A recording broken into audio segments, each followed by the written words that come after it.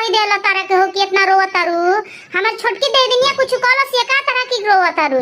अरे अभी हम जियो तनी रे, हमरा रहते हमरा पतो है कि के का कह दिहल रे कि हमर पतो ही रोवत या का भइल हो पतो काहे न को बतावत। अरे ए मम्मी हम सात गंगा नहैले रहनी कि रउआ जैसन सास पइनी कि बाजी ने एगो औरत के भी रउआ अपना घर में जगह देले बानी। हमरा के चाची उची केहू कुछ ना कहला। अरे ये पतो है हम तो तारे के वही बेरा देखई कि तू अपना सखी के साथे शिव चर्चा में जात रहू तो हम कुछ ना टोकई कि जाए द जाती है जहां मन लागो ओइ जा जाओ। आ कहां जाती है शिव चर्चा में नहीं जाती है, दुगो बात सुनी तो तनी ओकरा मन के बोझ हल्का होई। तो शिव चर्चा में तारा के केहू कुछ कह देला का कि तू रोवत रहू इतना। अरे ना ए मम्मी हम तो शिव चर्चा में से कबे आ गई, अपना सखी के घरे गई रहनी है।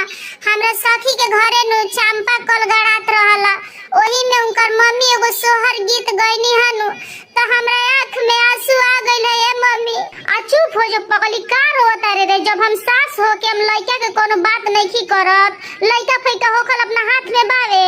बताओ जेगते बाझिन बाड़े, अगर हमरो साथे यही ना भगवान कोइले रहतन तो हमहू तो बाझिने नु रहती। त यानी हमरो के केहू अपना घर से निकाल दे।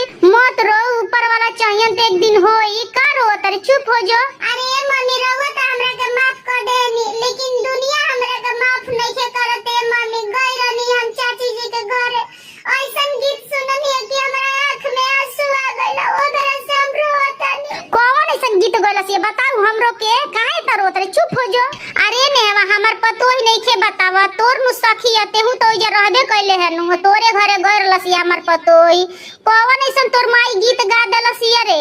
गंगा जी के ऊंचे